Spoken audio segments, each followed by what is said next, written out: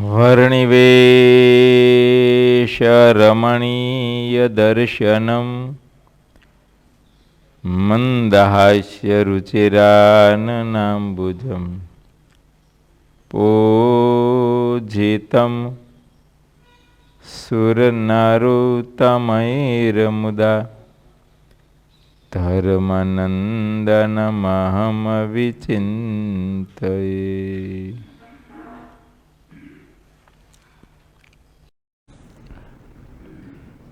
સ્વામિનારાયણ હરે હરે.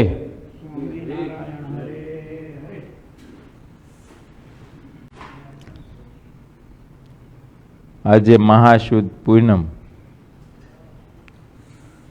મોગડ ઉત્સવ પૂનમ.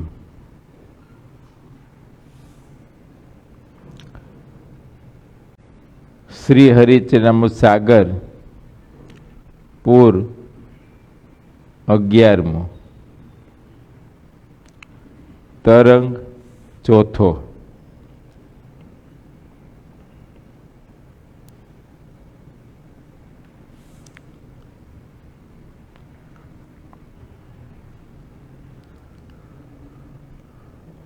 ત્રીજા તરંગમાં ભગવાન શ્રી હરિએ વાત કરી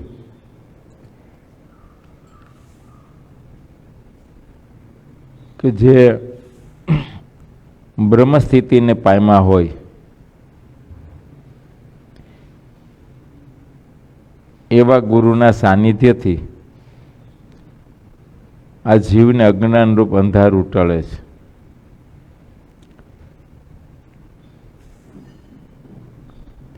અને જ્યારે એને અજ્ઞાન ટળી જાય ત્યારે સ્થૂળ સૂક્ષ્મના કારણ ત્રણ દેહનો જે ભાવ છે એ મટી જાય છે.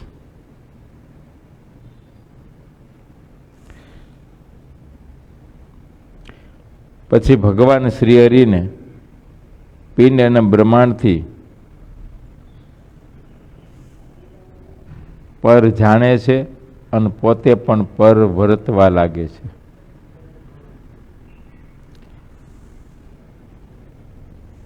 પછી એને પરમાત્મા કે પરમાત્માના ભક્તો કે પરમાત્માનું જે દિવ્ય ધામ તે બધું સત્ય મનાય છે. તે સિવાયના અન્ય જે આકારો દેખાય છે, કાનથી સંભળાય છે, તેમાં ક્યારેય પણ સત્યપણાની ભાવના કે સુખપણાની ભાવના થતી જ નથી. અને એવા જે માયક આકારો એનો ક્યારેય નાશ થાય તો એનો એ ભક્ત ક્યારેય શોક કરતા નથી.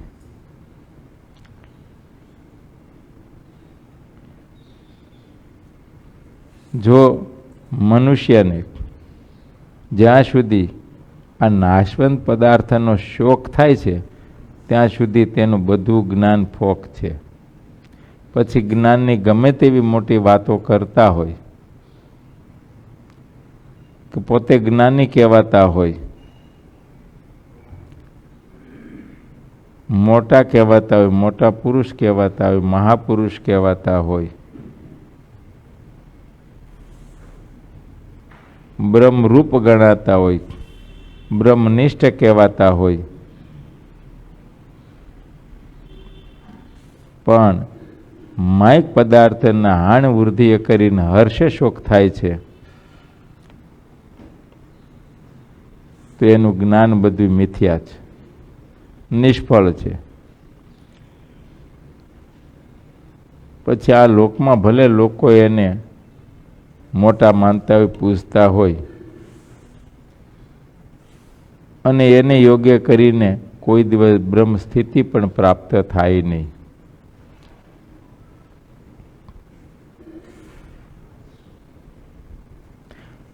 આવી રીતે ભગવાન શ્રી હરિએ જે વેદાંતી લોકો મળવા આવ્યા હતા એમની પાસે વેદાંત વિષયક નિર્દોષ વાતો કરી. વાતોને સાંભળીને બધા વેદાંતીઓ હરખથી શ્રી હરિના ચરણોમાં પડ્યા અને તેઓ કહેવા લાગ્યા કે આપ તો સાક્ષાત પરબ્રહ્મ છો. અમારો ઉદ્ધાર કરવા માટે અહીં આ માંડવીમાં આવીને રોકાયા છો. વેદાંતિઓને એમ થયું કે આ સાક્ષાત પરબ્રહ્મ પુરુષોત્તમ નારાયણ છે. આ સહજાનંદ સ્વામી આપણા માંડવી બંદરમાં આવ્યા, અહીં રોકાયા, કેવળ આપણા ઉપર અકારણ દયા કરીને આવ્યા છે, આપણો ઉદ્ધાર કરવા આવ્યા છે. જન્મ મૃત્યુ યમ યાતના અને લક્ષ 84 અમે ધૂળ જેવું સમજતા હતા. આવું સમજાવી દીધું તું ગુરુઓએ. એ કે કાંઈ છે જ નહીં, જન્મ મરણ કે યમ યાતના કે લક્ષ 84 કશું છે જ નહીં. બસ ભગવાને મનુષ્યનો દેહ દીધો છે, વિષય ભોગવવા આપ્યો છે, અને બધા વિષયો પણ ભગવાને એટલે જ ઉત્પન્ન કરી દીધા છે.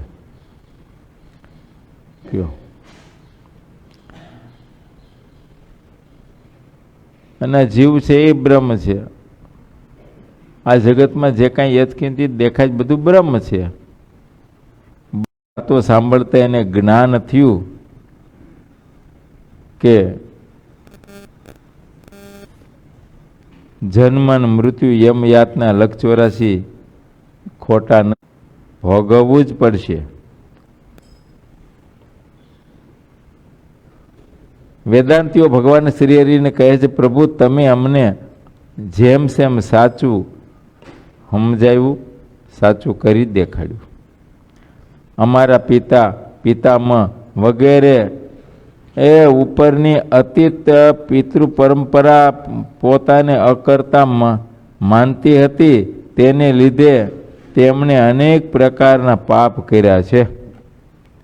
આમ થયું, સમજાણું એને કે અમારા બાપ હોય તો એના બાપ કે એના બાપ, હાલે આ પરંપરા હેલી એવી હતી પાપની,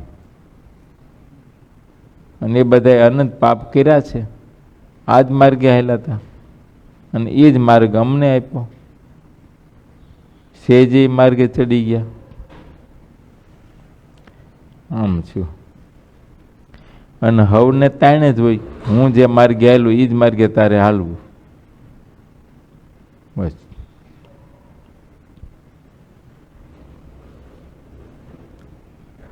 પાપ તો દેખાય જ નહીં. નક્કી થઈ ગયું અમે કરી છે એ જ ઠીક છે.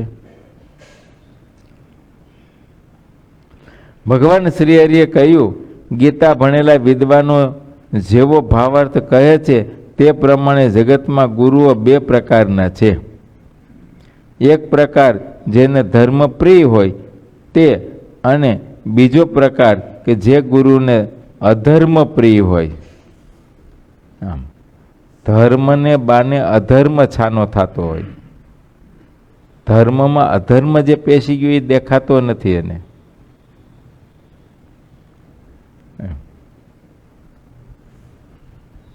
ધર્મપ્રિય ધર્મવાળા ગુરુ ગીતાને ભણીને સ્વયં વ્યવસ્થિતપણે ધર્મ માર્ય છે. ભગવાને કીધેલા ધર્મમાં સાવધાન થઈને વર્તે છે, દ્રઢતાપૂર્વક વર્તે છે. અને તેમના જે શિષ્યો છે તેમને પણ ધાર્મિક ગુરુ દ્રઢતાથી ધર્મમાં ચલાવે છે.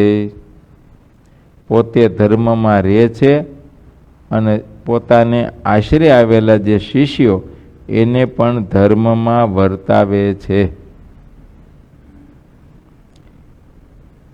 તેમને પાપનું ફળ દુઃખ છે એમ દેખાડે છે.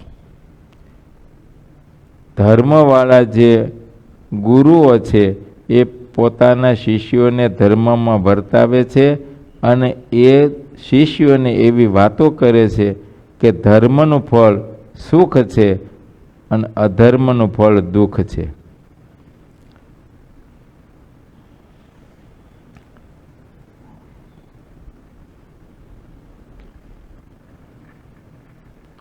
પાપનું ફળ જન્મ મરણ જમપુરી લક્ષ 84 એ ભોગવવા પડે છે.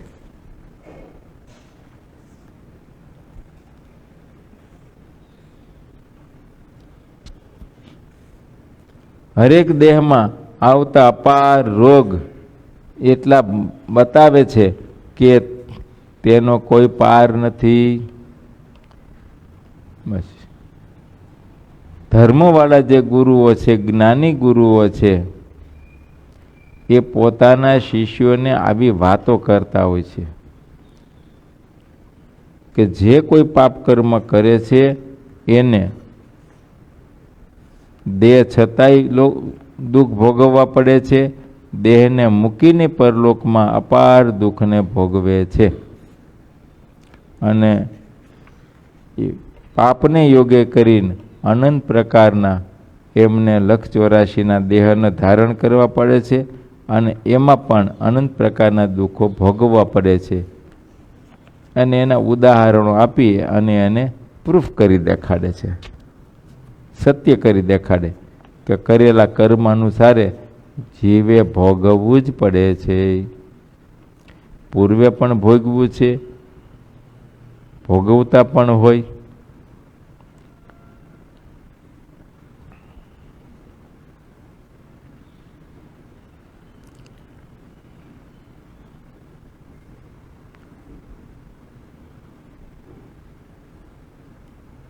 ઇન્દ્ર ઋષિ પત્ની અહલ્યાનું રૂપ જોઈ એને મોહ પામ્યો.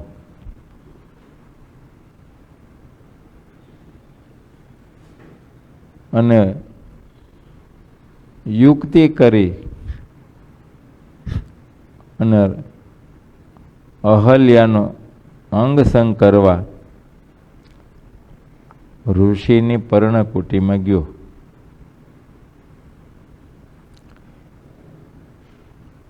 કોઈ પણ પતિવ્રતા સ્ત્રી હોય એમનો ધર્મભંગ કરાવવો એ મોટું પાપ છે. પણ જ્યારે ઇન્દ્ર કામાંધ બન્યો ત્યારે એને પાપ કંઈ દેખાણું નહીં.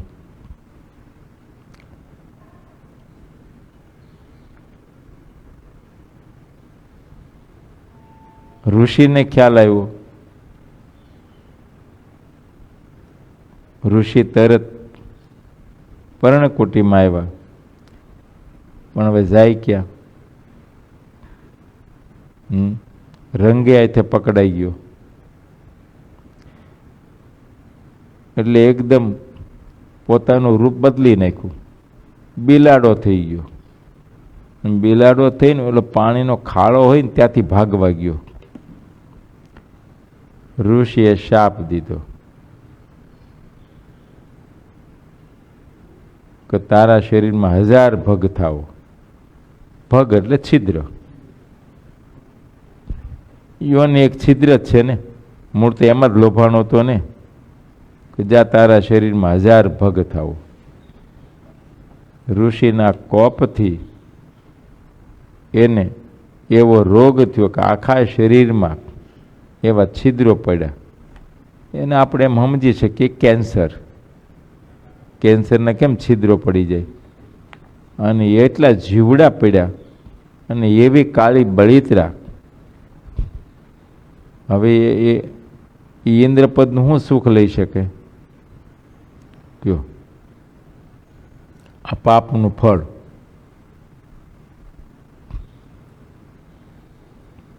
એને ઘરમાં ઇન્દ્રાણી જેવી સતી હતી જ, પણ પરસ્ત્રીનું સુખ લેવા ગયો તો એમાંથી આ ફળ મળ્યું.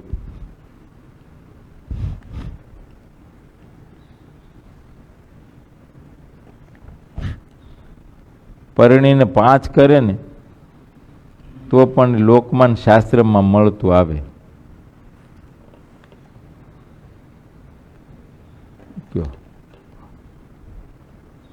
પણ પર સ્ત્રી એકમાંય ભગવાનનો કોપ થાય.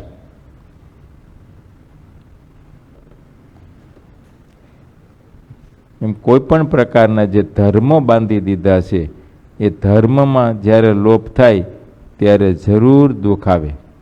હા, પછી વધારે પડતું મોટા પાપ કર્યા હોય તો તરત દુઃખ આવે, ને તો પછી આવે, થોડું મોડું આવે.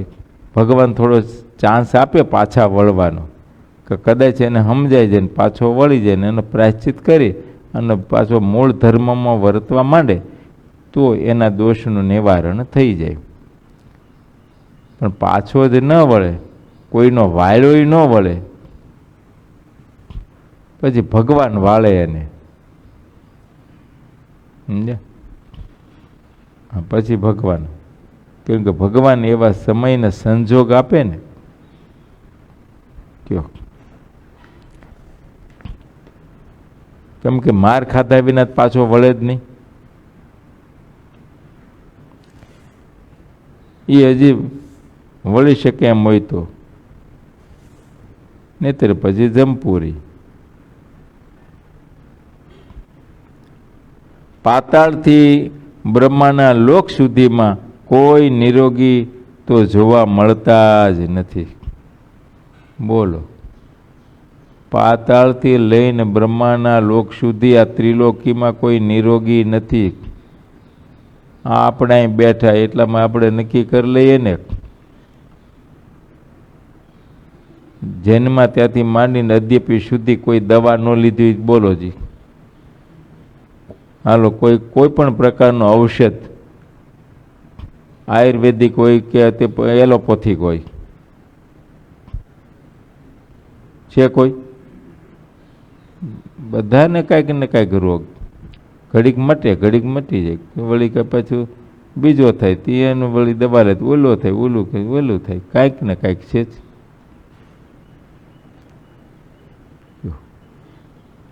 એટલે એ તો દેહના રોગની વાત થઈ. જીવમાં રોગ છે. આમ થયું.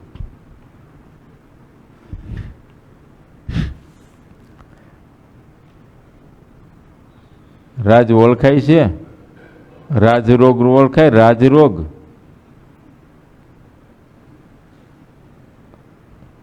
હે ભાઈ? એમ છે. રોગ તો ઘણા છે, પણ હવે ઓળખાવા જોઈએ ને.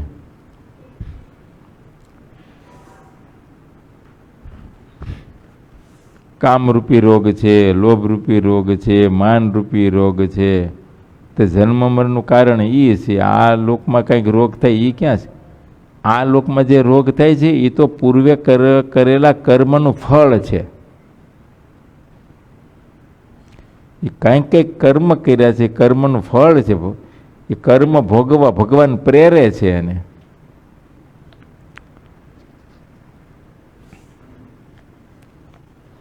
અને પૂર્વે જે કાંઈ પાપ કર્મ થયું એનું મૂળ કારણ તો અંતરમાં પડેલા રોગ છે. સમજ્યા? જે કંઈ કામાદિક છે ને એને કારણે.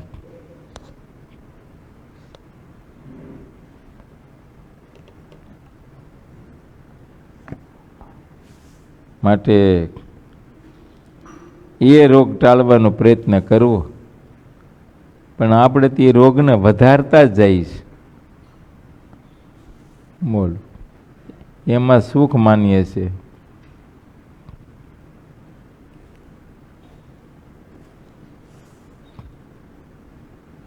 અને એ મોટા ભાગના રોગ, જેમ તમારે ધન વધે ને એમ એ રોગ વધે, ધનની હારોહાર.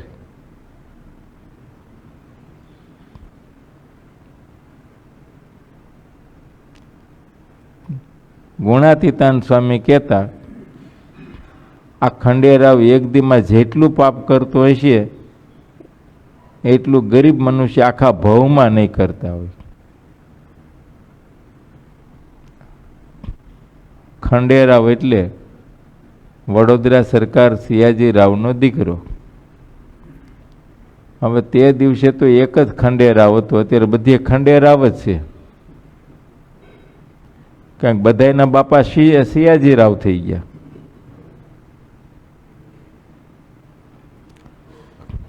બોલો, આમ છે. ગરીબ મનુષ્ય બિચારો પાપ કરી કરીને શું કરે? એને ભય હોય, એને બીક હોય, એને ઘણા પ્રકારના ડર હોય, સામાજિક ડર હોય. એટલે બિચારો એ કંઈ પાપ નથી કરતો. ગરીબ ને નાનો મનુષ્ય હોય એ કદાચ કંઈક ચોરી કરે તો કેટલી કરે? કાંઈ પણ વસ્તુ ચોરી કરે તો પોતાથી ઉપડે એટલી લઈ જાય ને, પોતાને માથે ઉપાડી શકે એટલું લે. કેટલું લે કયો?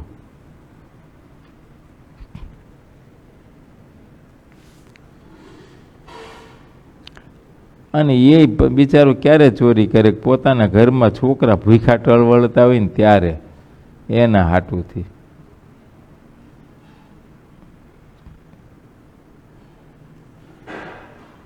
અને મોટાઓ ચોરી કરે તેનો પાર જ ન આવે. કયો?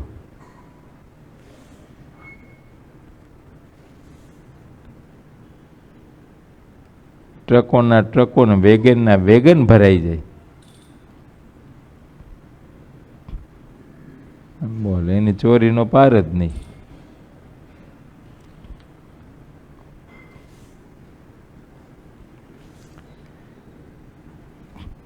એ તો આ લોક પરલોકમાં ભોગવવું જ પડે.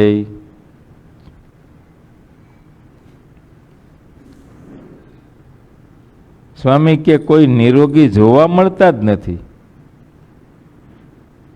બસ ભગવાનના ધામમાં છે ને એ જ નિરોગી છે. એને કોઈ રોગ જ નહીં. ફેનિલ અને આ કોઈ ફેલનો પાર નહીં. બોલો.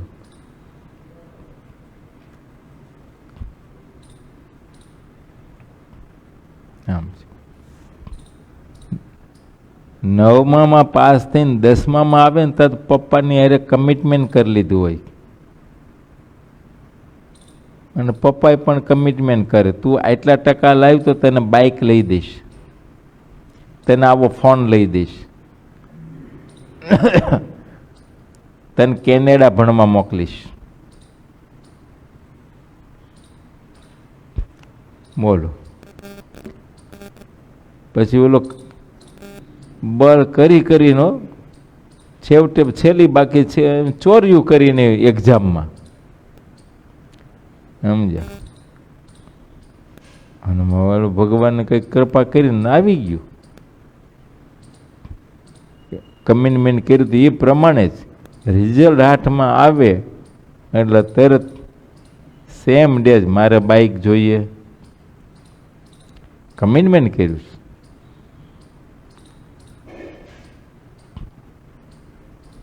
એમ છે. મોબાઈલ જોઈએ અને એ હળવો નહીં, કમિટમેન્ટ કર્યું હોય ને આ કંપનીનો. એટલે ભાઈ કઈ કંપની ફેમસ હોય? એપલ. એપલ એટલે આમ તો અમારી ભાષામાં સફરજન થાય.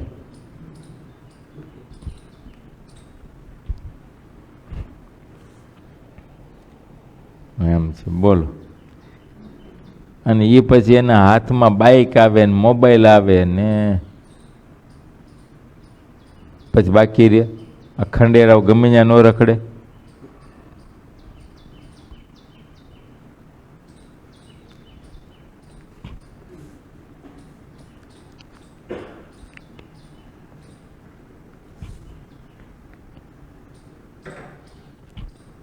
એમ છે. પછી સ્ટુડન્ટ વિઝાના લાઈનમાં ઉભો રહે, સમજ્યા? Student visa. અને એ મળી જાય. કયો?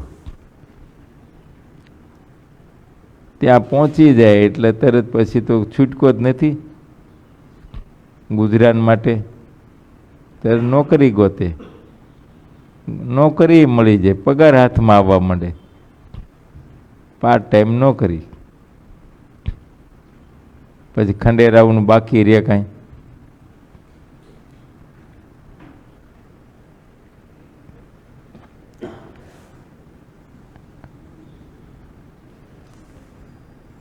ઉગતી ઉંમર, ધનનો પ્રસંગ.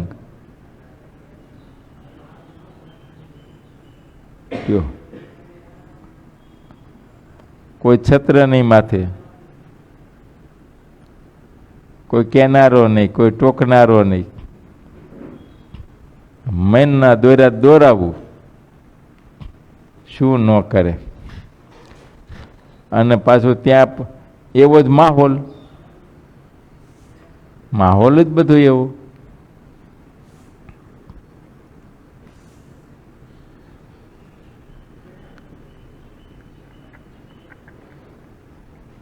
પછી તો અહીંથી ગયો હોય ને ફેનિલ, ત્યારે પૂજાની પેટી લઈ ગયો હોય, પણ ત્યાં પછી તો શરમ લાગે. ક્યાંક પેઇંગ ગેસ્ટ કે કોકને ત્યાં રહેતા હોય આમ થોડું હોય, કેવું લાગે બધું.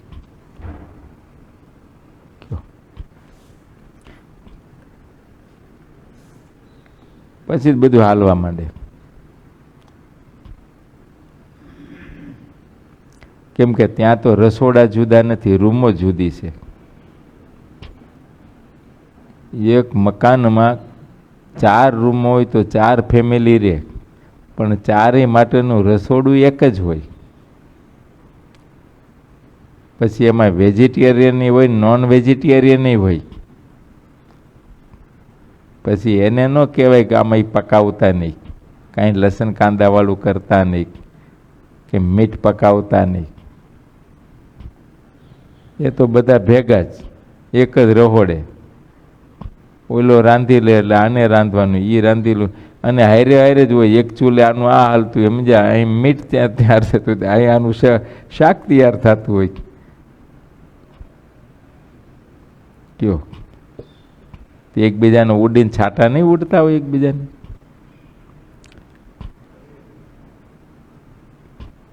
એક જ રૂમ હોય. એક રૂમને વિશે ઘણી વખત 3 પાર્ટનર તરીકે 3 જણા રહેતા હોય. અને કબાટ હોય એક એનું, એના કપડા એમાં રહી, એનું સામાન એમાં રહી, ઓલાનું ઓલામાં, ઓલામાં, બસ. તમે જેમ હોસ્ટેલમાં રહ્યો, એક રૂમમાં કેમ 4 પાર્ટનર હોય, બસ એ રીતે જ. એક નાનું પ્લેટફોર્મ આપી દીધું, એક ટોયલેટ બાથરૂમ આપી દીધું હોય, આમાં રહેવાનું. એમાં ગમે તે ધર્મનો હોય, ગમે તે દેશનો હોય, ગમે તે પાર્ટનર કોઈ પણ હોય. એ ગમે તે અફઘાનિસ્તાનથી આવ્યો હોય તો ભલે, પાકિસ્તાનથી આવ્યો હોય તો ભલે, એ ભેગો જ હોય.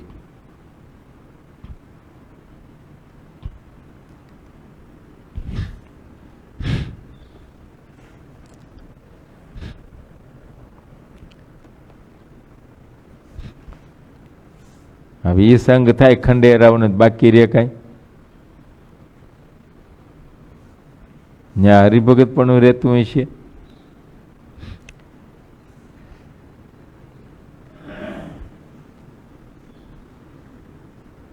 ઠીક છે, હવે અહીંથી કાંઈક સારા સંસ્કાર લઈને ગયો હોય ને પાછો જોગમાં રહેતો હોય,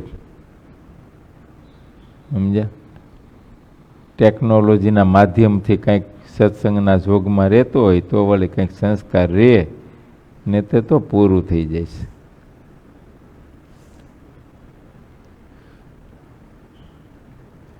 ગુણાતીતાન સ્વામી એવું કહેતા એ વખતે કે આ દેશના વાણિયા પરદેશમાં જઈને ત્યાં કાફરીઓ રાખીને રહી જાય છે.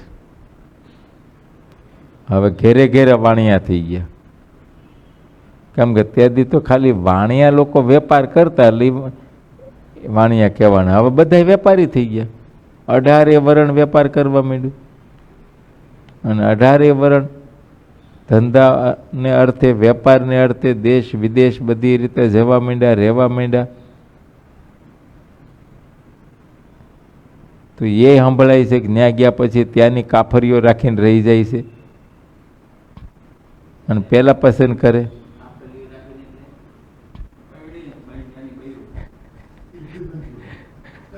ત્યાંની કાળી ધોળી ને આરે પરણી જાય.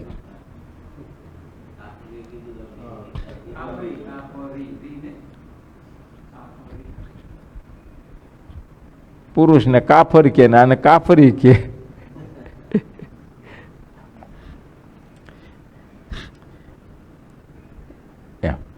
અને હવે અહીંથી જે ગયેલા હોય એ તો પહેલાં એને પણ વાતને નક્કી કરે. શું કામ? સિટીઝન થઈ જવાય ને. નહીતર વળી વલભ વરદીના 1.5 વર્ષના 2 વર્ષના જે વિઝા પૂરા થઈ ભાગવાન થાય, એટલે ત્યાં હું જે સિટીઝન થઈ ગયા પછી વાંધો નહીં એમ. એક વખત લગ્ન થઈ જવા જોઈએ, કોર્ટ મેરેજ, પછી છૂટાછેડા થઈ જાય તોય વાંધો નહીં. સિટીઝનશીપ જાય નહીં પછી એની. તેને આ ધંધો કરવા જેવો ખરો. સમજ્યા?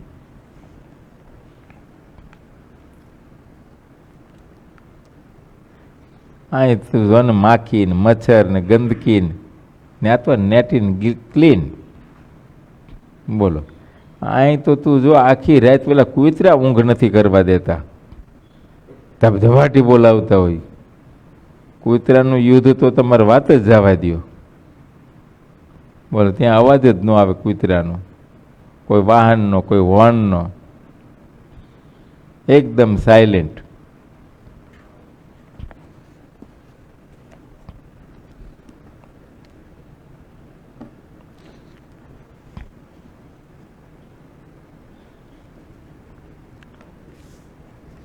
કોઈ પૂછવાય ન આવ્યો, હાજો છો, માંદો છો, ખાધું છે, પીધું છે, ભૂખો છો, તરસ્યો છો, એ ખરું પાછું. આ કોઈ સમાચાર ન પૂછે, બાપ દીકરા એકબીજાને ન પૂછે.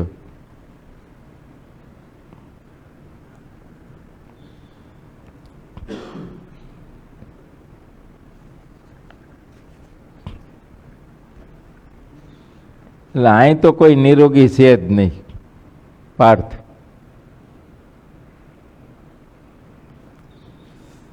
ભગવાનના ધામ સિવાયના જેટલા કહેવાય છે તે બધાને દુઃખરૂપ રોગ દેખાડે છે. હવને કંઈક દુઃખ છે, દુઃખ વિનાનો એકય નહીં. હવ દુઃખી છે ને છે. બધાના દુઃખ જુદા જુદા, પણ દુઃખી હવ છે. બોલો, આ બોલું નાનું છોકરું હોય ને આવું, બોલ બાખણીઓ ભરી જે હાલવા શીખવું હોય ને એને દુઃખી, એને દુઃખ હોય. એ બાખણીઓ ભરમાં હાલવા જાય ને, આમાં હાલતું હાલતું કંઈક લેવા જાય અને એને લેવા ન દો એટલે એવો દુઃખી થાય. બોલો, કંઈ પણ જનાવર નીકળ્યું ને, ઝેરી જનાવર, હાલો આપણે મોહમ્મદી વીછી નીકળો, મારું વીછીને પકડવા જાય બાવ બાવ કરતો, આપણને ખબર છે એને પકડજે, હમણાં અડશે ને તો ઓલો ફટકાર છે અને દુઃખી થાય. એટલે એને દુઃખમાંથી છોડાવવા માટે પકડ્યો તમે, તમે એને તેડી લો ને તોય દુઃખી થાય. એટલો બધો દુઃખી થાય કે ન પૂછવાથી, એટલો ધમાલ કરે. બસ એમ સાધુઓને દયા આવે, કથા વાર્તા કરીને જે તે પ્રકારે કરીને એમ થાય કે આ ફેનિલ સાધુ થાય તો સારું ને, તે આ સંસારમાં દુઃખી થાય. એટલે એનું ખંડન કરીએ વિષયનું બધી રીતે, મારું પણ તોય દુઃખી થાય. હવે એવું છે, વિષય ભોગવવા દઈએ તોય દુઃખી થાય, ન ભોગવવા દઈએ તોય દુઃખી થાય. ન ભોગવવા દઈએ એનું ઘડીક દુઃખ થાય, અને ભોગવે તો એનું તો પાર જ ન આવે, અનંત જન્મ લેવરાવે. આ તો એક જ જન્મે પાર આવી જાય, ઓલે તો અનંત જન્મ.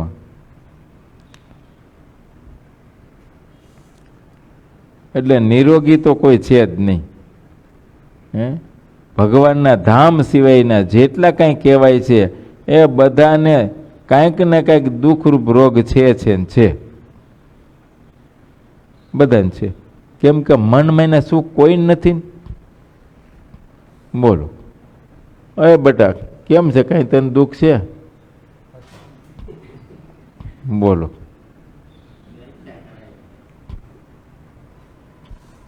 બધાને દુઃખ છે. આ બધા બેઠા છે એને એમ છે કે આ ભાઈ છે એ બહુ સુખી છે એમ. અહીં જેટલા છે ને એ બધાને એમ છે કે આટલામાં સુખીમાં સુખી એ છે. આમ તપાસો તો બધા કરતા વધારે દુઃખી એ છે. હવે એનું શું કરવું? મોટાના દુઃખ મોટા.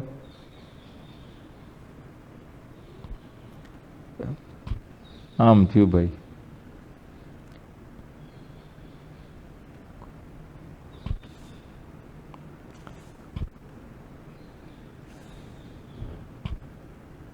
ચાલીમ રહેતા કાંઈ દુઃખ નહોતું. બોલો હે ભાઈ? તારે પછી કેમ ભીખાભાઈ 15 રૂપિયા લાઇટ બિલ ભરી દીધું, વાત થઈ ગઈ પૂરી. હવે 1500 રૂપિયા પૂરું નથી થતું.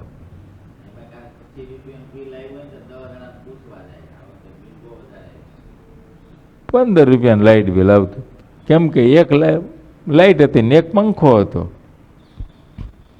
કાંઈ હતું જ નહીં, પરમ શાંતિ હતી. કયો હવે આપણે પદાર્થ લાવ્યા સુખ માટે. આ તમે એસી મૂકો શું કરવાની? સુખ માટે. અને પછી મહિનો પૂરો થઈને બિલ આવે 3000નું, એટલે વળી દુઃખ ઊભું થાય. અને એમએસસીબીની ઓફિસે બાથવા જાય, એટલે પણ તે એસી જ કાઢી નાખ ને, બિલ આવે તો કે છે એમ, ત્યાં જ દોડીને બાથવા જાય કે આવડું મોટું લાઇટ બિલ કેમ આવ્યું. પછી એમ કેમ ઓલું આવીને જોવે કે પછી આ તો આવે જ ને, પણ અમે વાપરતા જ નથી. એટલે ખોટું બોલવું એ તો આપણે વરી ગયેલું છે.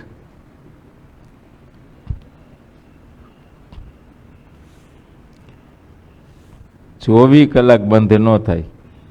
ઓલા જન્મેલા છોકરાની હવે તો એવી ટેવો પડી ગઈ, તમને એમ થાય એને ઠંડી લાગતી છે, થોડું સ્લો કરું ને માળે રડવા માંડે. બોલ જોજો તમે, એને પંખો ઓન ચાલતું છે ને તમને એમ થઈ તમને ઠંડી લાગવા માંડે ને, તમને થઈ તો આ છોકરું નાનું છે કેટલી ઠંડી લાગતી છે. તમે પંખાને થોડો સ્લો કરો અને માળું જાગી જાય. બોલો, અને એ તમારે રાડા રાડી કરે. હવે અત્યારથી જ એને ટેવ પડી છે, શું નહીં થાય કયો?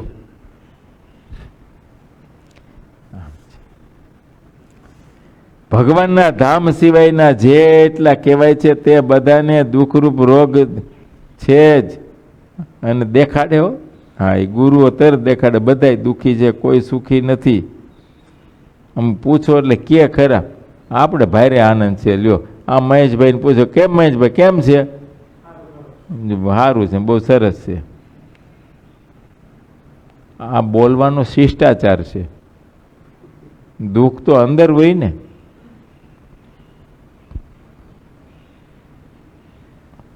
દુઃખ તો અંદર હોય. જે ભગવાનને ભીજા હોય તેને થયેલું અનંત સુખ દેખાડે છે, અને જે સુખી થયા હોય તેમના નામ કઈ સંભળાવે છે? હે, ધર્મવાળા જે ગુરુઓ છે એ પોતાના શિષ્યોને ધર્મમાં રખાવવા માટે આવી વાતો કરતા હોય છે કે જે ધર્મમાં રહે છે એને સુખ મળે છે, જે ધર્મમાં નથી રહેતા, મનસ્વી રીતે વર્તે છે, પાપ કર્મ કરે છે, તો એને અનંત પ્રકારના દુઃખ આવે છે. એ દુઃખો એને દેખાડે કે આમ આવી રીતે આ બધા દુઃખી થયા. આમ અને પાપ કર્યું સુખ લેવા માટે. કોઈ પણ માણસ પાપ કરે છે એ જાણી જોઈને નથી કરતો, હે, દુઃખી થવા નથી કરતો, સુખી થવા જ કરે છે. કોઈ પણ પ્રકારના સુખ ભોગવવા પાપ કરે છે, અને છતાંય ફળ પાછું દુઃખ જ આવે છે.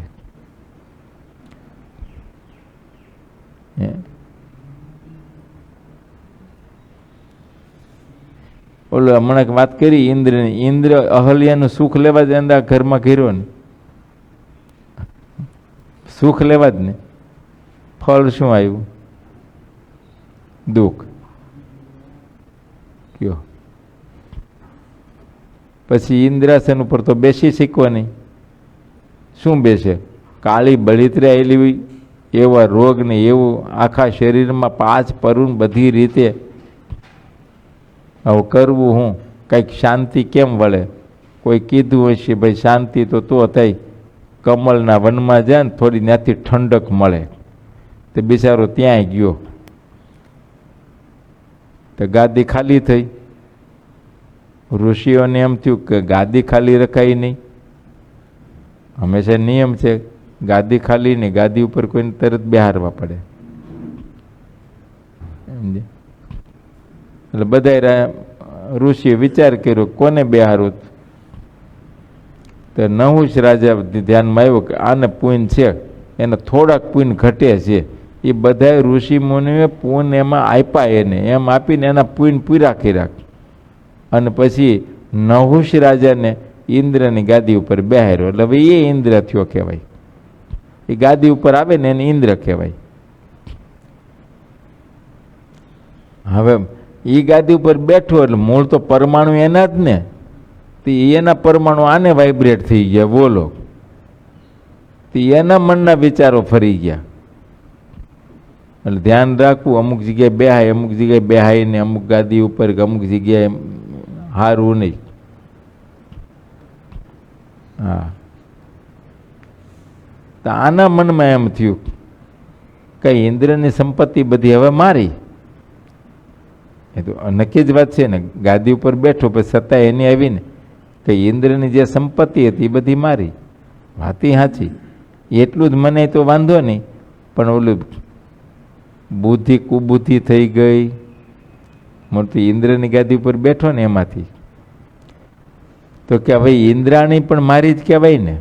એટલે બોલો, પછી ઇન્દ્રાણીને કેણ મોકલું. ઇન્દ્રાણી કે હું તો ઇન્દ્રને વરી, હું પતિવ્રતા, આ બીજા પુરુષને મારે કેમ ભરાય. પણ હવે આ સત્તા ઉપર આવ્યો એટલે બળાત્કારી વર્ષે કરવું શું મૂંઝાણી કે મારો ધર્મભંગ થશે. તેથી ઇન્દ્રાણીને વળી બીક લાગી. અત્યારે તો બહુ જાજી બીકો લાગતી નથી. કોક હોય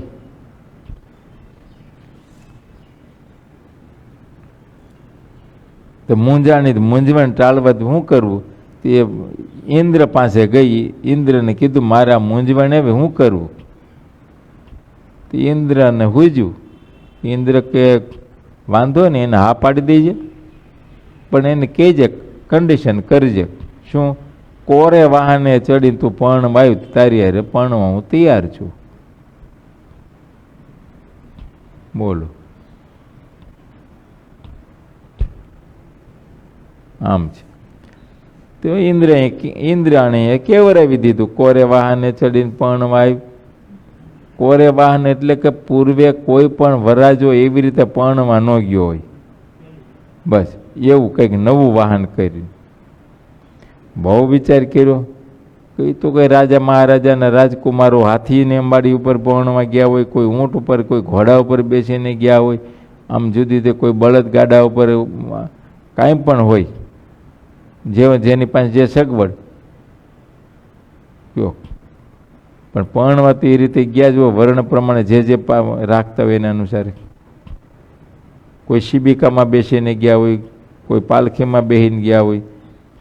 પણ આને એવું હુજ્યું, આમ મરવાના થાય ને ત્યારે એમ થાય, સમજ્યા? વિનાશકાલે વિપરીત બુદ્ધિ. એ કે અત્યાર સુધીમાં કોઈ દી કોઈએ શિબિકાએ ઋષિઓ નહીં જોડ્યા હોય. એટલે બોલો, અને ઋષિ મુનિઓ પાસે શિબિકા ઉપડાવી.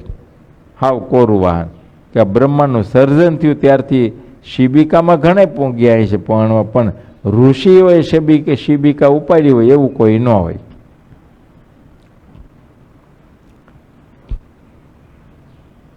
તે ઋષિઓ હવે ફરમાન થયો, ઋષિઓ કરવું તો પડે, કેમ કે રાજા થયો એટલે રાજાનું માનવું જ પડ્યું, છૂટકો જ નહીં. હવે એમાં એક થોડા અશક્ત અને થોડા વૃદ્ધ હતા, એટલે હળવા હાલે, ધીમા હાલે. અને આને બરાબરની પૈણ ઉપડેલી, સમજ્યા? એટલે એને ઉતાવળ બહુ હતી તોરણ જવાની. બોલો, અને આ હળવા હાલે. એટલે મારો એના હાથમાં ઓલી સોટી હતી ને તો મારી અને બોલ્યો સર્પ સર્પ. એટલે ઉતાવળા હાલો એમ.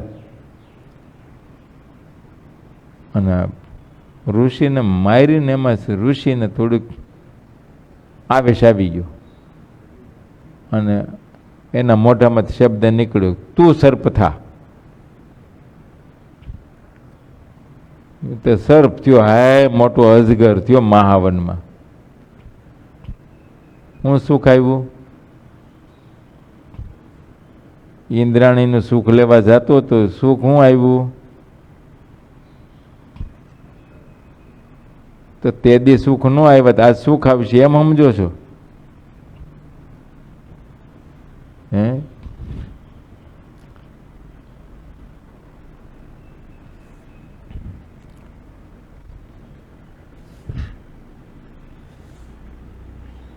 માટે નિયમમાં રહેવું, ધર્મમાં રહેવું, ઇન્દ્રિયોને આધીન થઈને કોઈ પણ પ્રકારના પાપ કરશો તો એ આડા આવશે, ભોગવવા પડશે.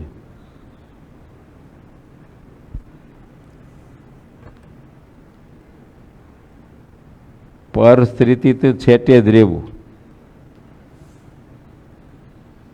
બને ત્યાં સુધી એનો કોઈ પનારો જ નહીં પાડવો વ્યવહારને અર્થે.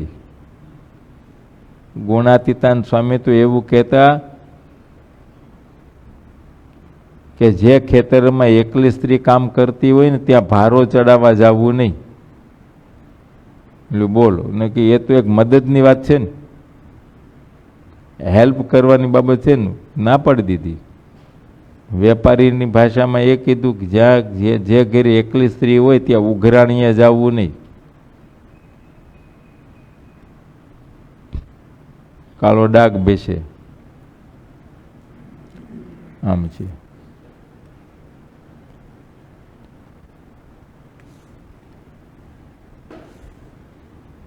ધંધા બિઝનેસમાં તમારા કામકાજમાં બને ત્યાં સુધી, એમાંય ઓફિસ સ્ટાફમાં બને ત્યાં સુધી બહુ સ્ત્રીઓ ન રાખવી. એમાં તમારી અંગત ઓફિસમાં તો ન જ હોવી જોઈએ.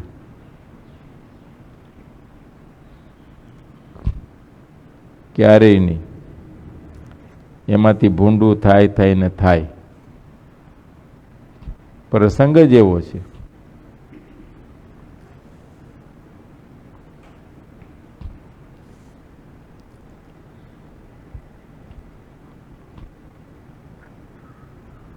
આમ તમારી માન્યતા એવી હોય છે સમજે કે જેન્ટ્સ હોય ને તો વધારે પગાર માગે, લેડીઝ ઓછા પગારમાં કામ કરે. એ ઓછા પગારમાં કામ કરે પણ પછી ધીરે ધીરે તમને ખબર ન પડે કે બોલો એની પાછળ આખી કંપની લૂંટાઈ જાય અને ઘણાની લૂંટાઈ ગયું. આખી કંપનીઓ વાઇન્ડ અપ કરવી પડી, લોસમાં વહી ગઈ કંપનીઓ આખી. એનું કારણ સ્ત્રી.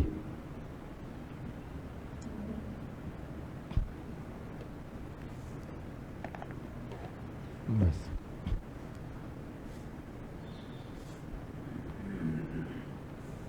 મોટી ઓફિસો, મોટા સ્ટાફ ને મોટું કાંઈ હોય તો બહુ વાંધો ના આવે. હે?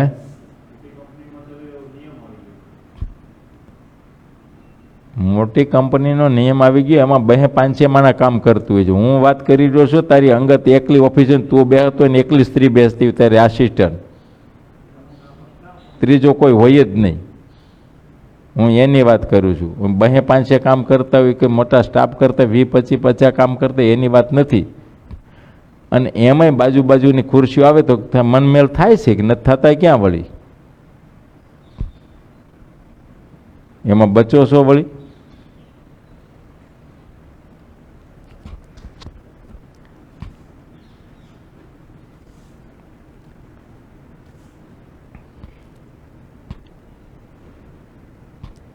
એ તો બધી જો તે વાત કરી ને કંપનીની, હું એક્ઝામ્પલ આપું. કોઈ પણ કંપની, તું જે કંપનીમાં છો એ કંપની વાત, એ કંપનીમાં કદી 1000 માણસો કામ કરતા હોય ને 1000માં માનો કે 1000 માણસો કામ કરશે. હવે એમાં 50% લેડીઝ છે ને 50% એ છે. એમાં એ કંપનીના માલિકને કાંઈ લેવા દેવા? એને કાંઈ પનારો ખરો? એને કશું છે? એને જ મેનેજરો હોય, ચીફ મેનેજર હોય, એના નીચે પછી બીજા મેનેજર હોય, આસિસ્ટન્ટ હોય, એનો તો કેટલો ટીમ વર્ક હોય ને બધું.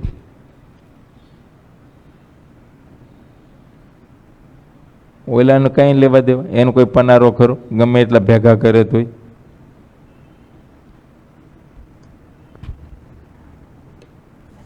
એને કેટલાય તો માલિકને જોયા જ ન હોય. હે, અને જોઈ આવી તો લાંબેથી જોઈ આવી.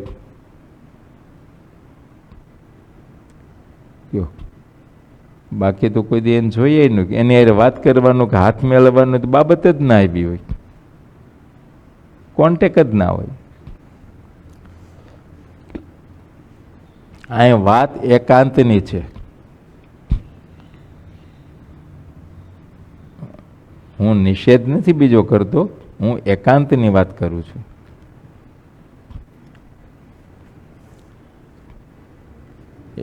એકાંત થાય ત્યાં પાપ થશે. આ તો પોતપોતાની રીતે અધર્મથી પાપથી કેમ બચવું એ પોતે જ જોવાનું છે.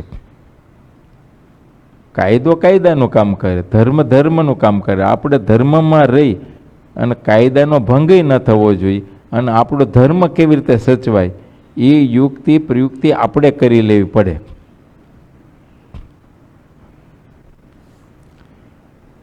અને આપણે એમ લાગે અહીંયા આ પ્રસંગ પડે છે ને લાંબે કાળે કંઈક થશે, આ મૂક્યું રીઝન, બીજે રોટલા મળશે.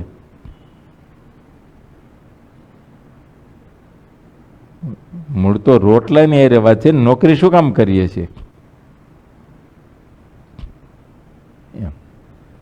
એ રાજીનામું દઈને બીજે કદાચ 2 રૂપિયા ઓછા મળે તો ઓછામાં, પણ ધર્મ તો રહેશે.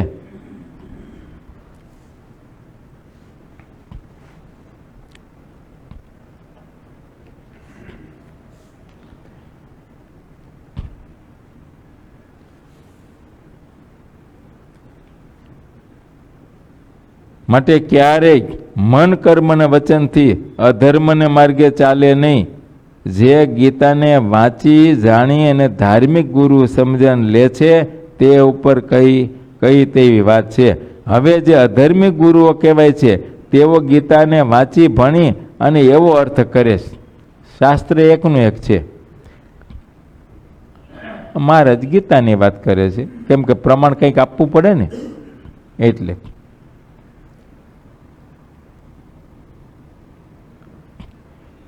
એમ આપણે સાંપ્રદાયિક રીતે સમજવું હોય તો આપણે પછી શિક્ષાપત્રીના અર્થઘટનને સમજાય કે કોઈ અર્થઘટન આમ કરે ને કોઈ આવી રીતે કહીને સમજાવે. વાક્યો વચ્ચેના મૃતના જ હોય, પણ જેનામાં જેવું પડ્યું એવું અર્થઘટન કરે.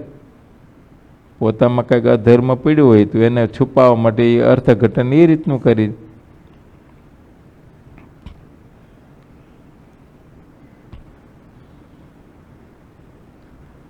હવે જે અધર્મી ગુરુઓ છે એ ગીતાને આગળ રાખીને જ વાતો કરી, એને બધું કંઠસ્થ હોય, એ તો બધા એના પ્રોફેસર હોય, એના પ્રોફેસર હોય. કયો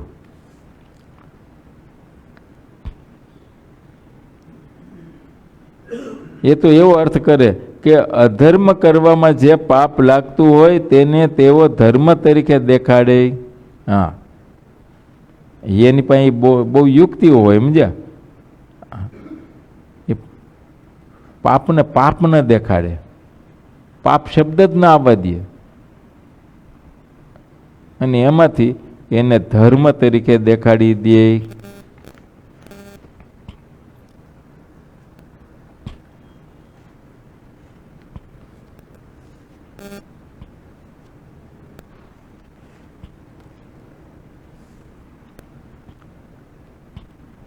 જેમ કે સાંપ્રદાયિક શ્રીજી મહારાજે જે બંધારણ કર્યું અને સાધુઓના ધર્મ લખ્યા, એમાં ભગવાન શ્રી હરિએ એવી આજ્ઞા કરી કે સાધુએ ગ્રહસ્થાને ઘરે જ્યારે રસોઈ કરવા જવું, જમવા જવું, જમવા શબ્દ લખ્યો છે ને એ પવિત્ર બ્રાહ્મણને ઘેરે જમવાનો શબ્દ લખ્યો છે, 18 વર્ણને ઘેરે નથી.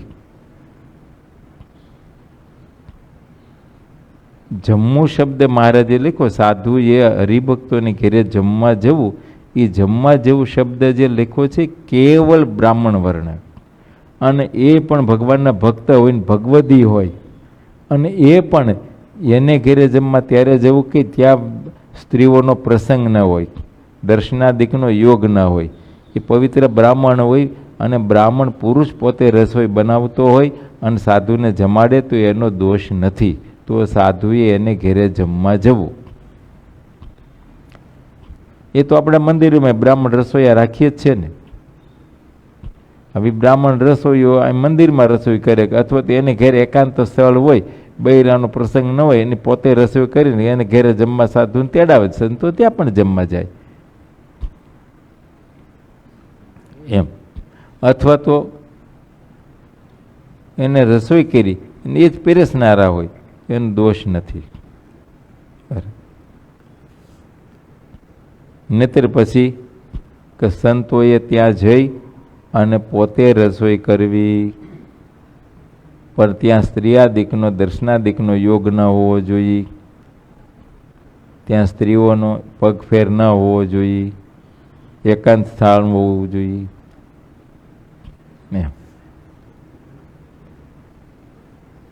પણ હવે એ બાબત ધીરે ધીરે હું ગૌણ થઈ ગઈ. શું કે હવે એ હવારું ના અમે તમારે ઘેરે આવી, એ રહોડા સાફ કરીએ ને, એ વાસણો સાફ કરવા ને, એ તમારા બધા ચોકડીયું ધોવીને આ બધું કરીને, બધું સમજ્યા શાકભાજી ના તેને ધોવું, કાઢવું, સમારવું ને એ બધું કરતાં કરતાં અને રસોઈ તૈયાર કરતાં કરતાં 1 વાગે. એ ઠાકોરજીના થાળ ધરાવીએ, પૂજા ને આ બધું કરીએ, ત્યાં તો 3 વાગી જાય. હા, 3 વાગે નવરા થઈ ત્યારે તમારે ઘેરે સંતોના થાળ થાય. આમ છે. હવે અમે એમાંથી ગુણ હું તમને દેખાડ્યો કે હવે ભલા માણસ ભગવાને શિક્ષાપત્રીમાં કીધું જ્યાં પુરુષ પીરસનાર હોય ત્યાં જમી લેવું. અને છે મહારાજે શિક્ષાપત્રીમાં લખ્યું છે, મહારાજે એ પણ શિક્ષાપત્રીમાં લખ્યું છે, આથી વિશેષ અમારા સાંપ્રદાયિક જે ગ્રંથો એમાંથી વિશેષપણે જાણવું,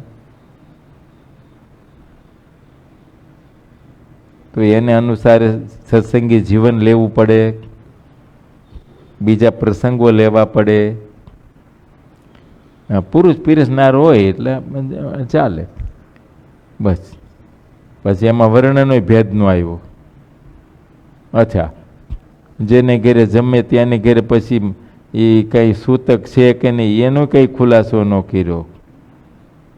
અચ્છા, એ નિયમ પાળે છે કે નથી પાળતા, કે એ માસિક ધર્મ પાળે છે કે નથી પાળતા, કાંઈ નહીં. બસ જમી લેવું, આ જમવાનું આવેલું. અને ગુણ એ દેખાડે. હવે અમે તમારી ઘરે આવી હવારુના બપોર સુધી એમાં પડ્યા રહી, એના કરતાં બપોર સુધીમાં અમારે સત્સંગ કેટલો થાય, કથા વાર્તાઓ, પૂજાઓ, પ્રતિયાઓ, પધરામણીઓ, આમ ગુણ દેખાડ્યો. તમારે ઘરે આવીને હવારું આવીને બપોર સુધી તમારે ઘરે ને ઘરે રહી તો બપોર સુધી પધરામણી કેટલી બધી થઈ જાય. એટલે કાંઈ નહીં તો કાંઈ નહીં, 20 પછી ઘર તો લેવાઈ જાય ને, તો પછી એમ છે. સત્સંગ થાય, કથા વાર્તાઓ થાય. અને ભાઈ હવે સંતો વ્યવહારમાં ક્યાંક આવવું જવું, થોડા કામ માટે ક્યાંક ગયા હોય તો બપોર સુધી ત્યાં રોકાવું. હવે ત્યાં ગયા તો હવે કહી દીધું ફલાણા ભાઈ ઘરે કહી દેજો, થાળ તૈયાર રાખે, બપોરે અમે આવશું. એ કામકાજ હોય, ખરીદી આ તે બીજું ત્રીજું કાંઈ હોય, કે કોઈ મિટિંગો, કોઈ ઓફિસોમાં ક્યાંય રાજકીય રીતે કે કોઈ સરકારી ઓફિસના કામ પટાવીને જમીન પાછા નીકળી જાય. ભાઈ એકદમ કામ થઈ ગયું આવી રીતે ગુણ લીધો અને ધીરે ધીરે પછી હાલવા માંડ્યું. અને હાલવા માંડ્યું પછી કેવું થાય ખબર છે?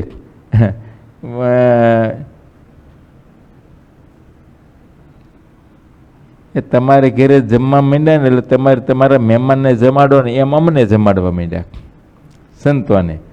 તો તમારે ઘરે મહેમાન આવ્યા હોય ને જમાડો ત્યારે અડધું ઘરનું ને અડધું બહારનું આવે. એ ખમણ તો જમાલભાઈ ના જ આવ્યા હોય.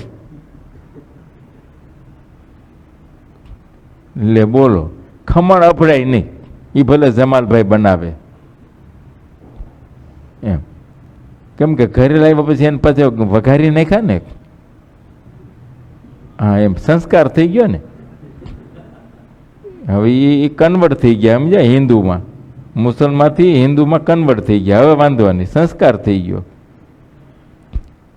એટલે બોલો, કંઈક મીઠાઈઓ આવી જાય ને આ તે ને, એ બહારથી આવી ગયું હોય બધું.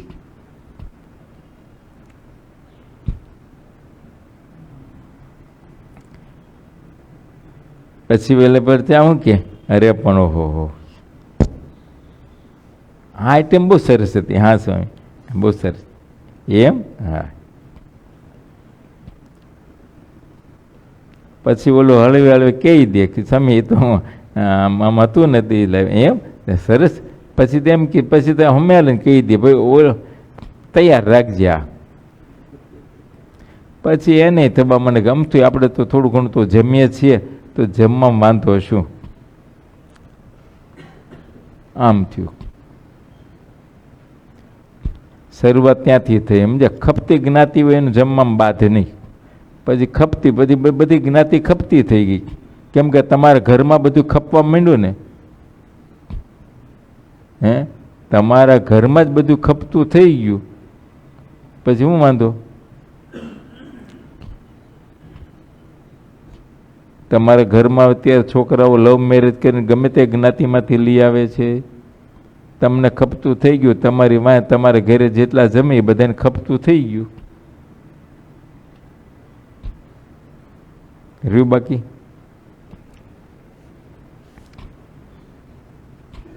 તો ધીરે ધીરે ગુણ પ્રવર્તશે એ પ્રમાણે.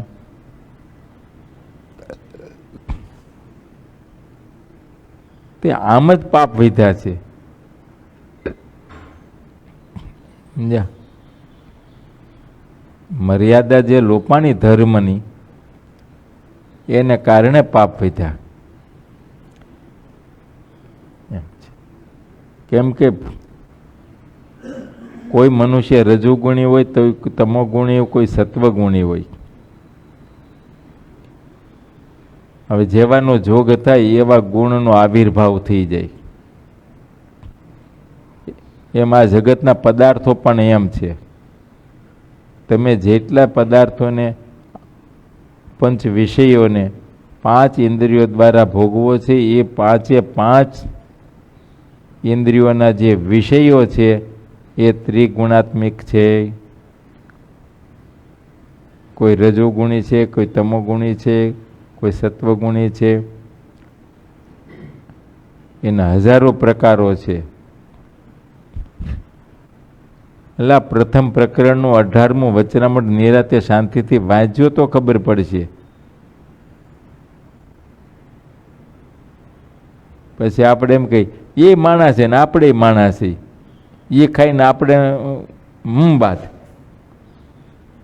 અરે ભાઈ, બાદ આવે એના ગુણમાં નાના ગુણમાં ફેર પડે.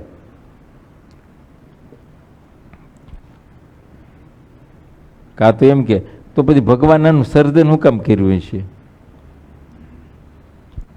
કયો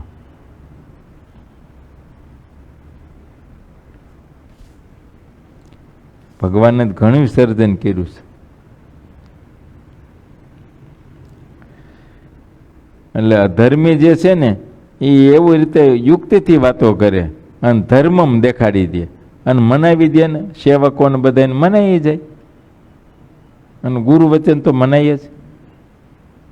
કયો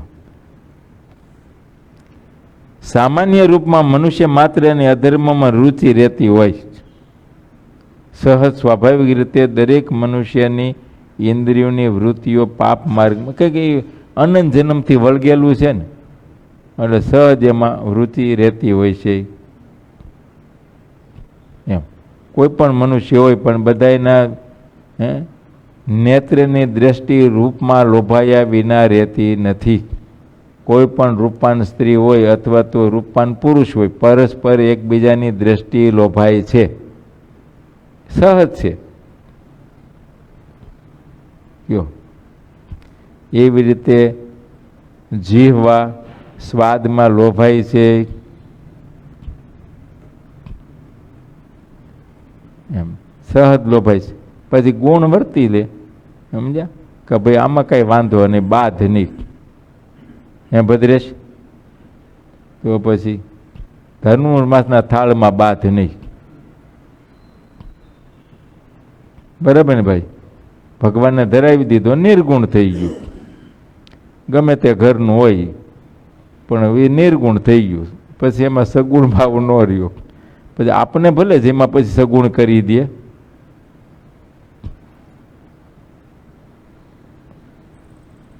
આમ ગુણ લેવાઈ જાય.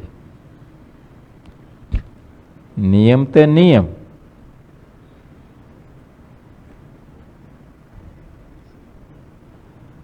અને કદાચ ક્યારેક કોઈ કારણોસર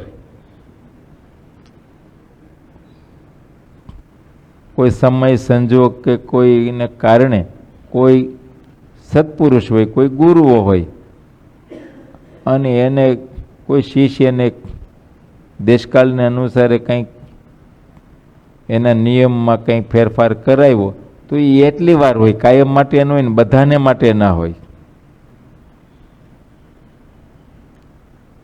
પછી એની પરંપરા ના હાલે.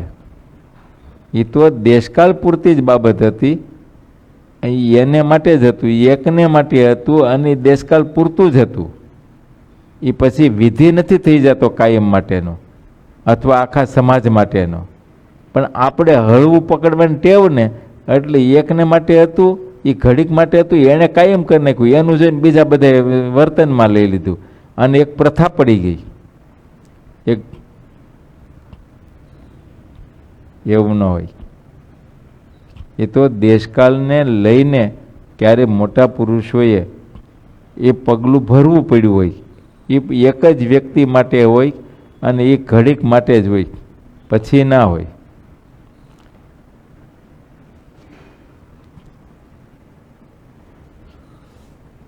હવે હું એમ કહું કે ભાઈ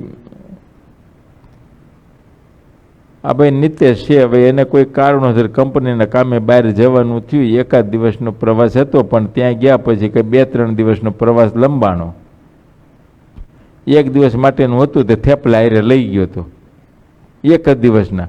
અને પછી ત્યાં ગયા પછી કોઈ કંપનીનું કામ જ છે ને લાંબે પ્રવાસ છે, અમે ત્યાં ગયા પછી લંબાણું કોઈ કારણોસર. પછી એમ કે હવે ગુરુ શું કરવું મારે, અહીંયા તો ઉપાધિ થઈ, મારે તો 3 દી રોકાવું પડે એમ છે.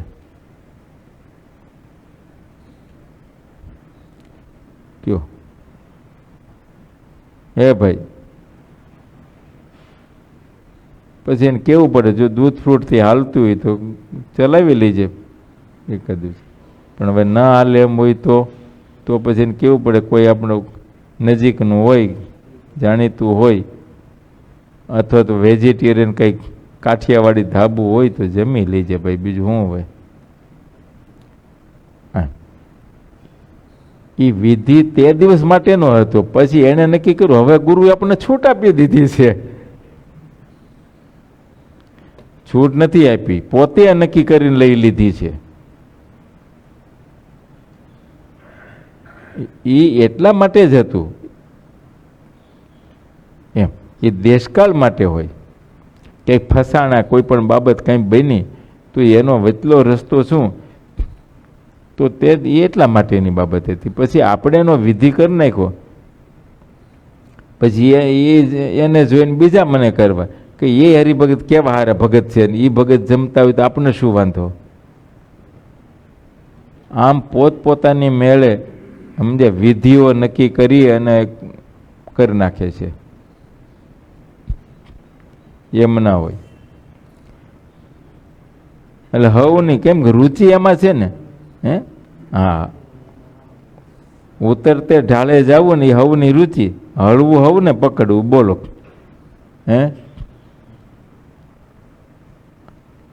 અમારે એક વખત છે ને કંઈક સુરતથી ડોડા આવ્યા હતા ને, કંઈક ઓલા ભીમજી હતા એ ડોડા મોકલ્યા હતા ને, એક દી અમે રાતે ડોડા ઉત્સવ કર્યો. તો ડોડા ઉત્સવ કર્યો તે પછી અમારા બે છોકરાઓને એકટાણા હતા. મેં કીધું એ નહોતા લેતા. મેં કીધું ભાઈ લે ને હવે ભાઈ હાલ ને. જો ભાઈ તે દી મેં વિધિ કર્યો તો, ગઈ રાતે ડોડા ઉત્સવ મેં વિધિ નહોતો કર્યો, એને હાથે ડોડા લઈ લીધા.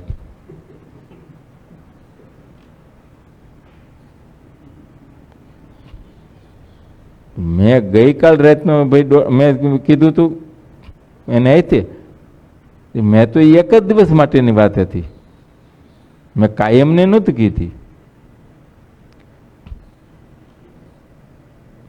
મેં જે કોઈ પણ હોય તેથી મેં વિધિ કર્યો એ દોષ મારા ઉપર રહે, એનું વ્રતભંગ થયું હોય એનું.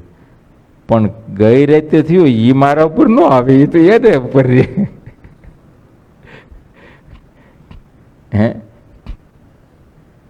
કે એને નિયમ લીધું છે ને એકટાણાનું, તો આનું તો ન જ ખવાય. હા, અમથા તમે કરતા હોય સહજ રીતે તો તમે બીજી વખત જમી લો, એનો દોષ ના હોય. પણ આ વ્રત તમે નક્કી કરીને કોઈ વ્રત કરો છો ત્યારે વ્રત વ્રત જ રહે. સહજ સ્વભાવે તમે એકટાણા કરતા હોય, સહજ સ્વભાવે કે એથી ઠીક રહેશે, ભજનનું સુખ આવે છે, અને એમાં કાંઈ ઉત્સવને નિમિત્તે જમો એનો દોષ નહીં, સહજ રીતે. પણ તમે નિયમ વ્રત નક્કી કર્યું તો વ્રતનો ભંગ તો ન જ થવો જોઈએ. કોઈ પણ પ્રકારનું વ્રત હોય, વ્રત તે વ્રત જ રહે. અને વ્રતમાં કંઈ દેશકાળ આવે તો પછી વડીલો, ગુરુઓ કે પવિત્ર બ્રાહ્મણો કે કોઈ મોટા એકાંતિક ભક્ત આપણી સાથે હોય તો એની આજ્ઞા એ કરીને કંઈ કરીએ તો એ વ્રતનો ભંગ નથી થતો તે દિવસે. પછી એનો અર્થ એવો ને કાયમ માટે. સાંભળ્યું? એક એક દિવસ ઉપવાસ લંબાવી દેજો બે જણા, એટલે બબે દિવસ લંબાવાના રહે. હા, પણ આપણો સ્વભાવ એવો છે ને હળવું પકડવું, એ તરત હળવું પકડી લે ગમે ત્યાંથી. કયો હળવું ન પકડવું. હા, ભલે આપણને કોઈ સંતોએ કીધું હોય, કોઈ ગુરુએ કીધું હોય તો એટલા પૂરતું જ, કાયમ માટે એનો વિધિ નથી એમ સમજવું. હા, પછી કાયમ માટે એવું છે કે લોંગ ટાઈમ થોડો હોય તો એના માટે, પણ એટલા દેશકાળ, જ્યાં સુધી દેશકાળમાં તમે છો ત્યાં સુધી જ.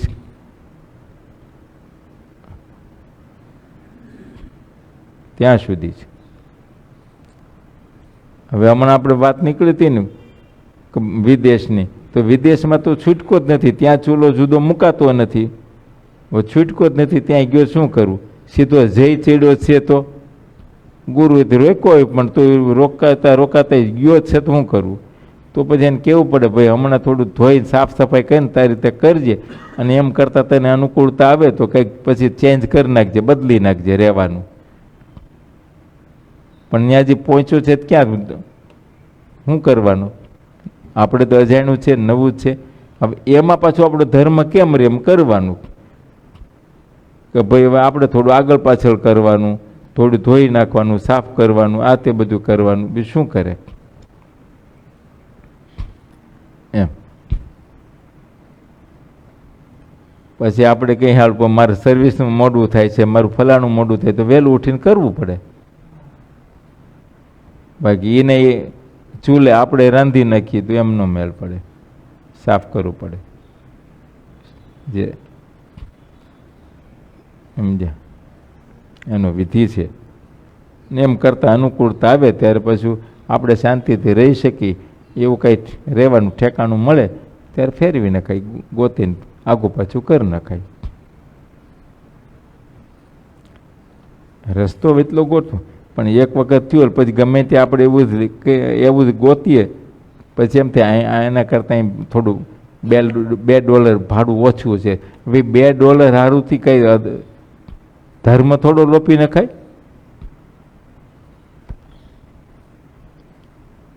સમજ્યા?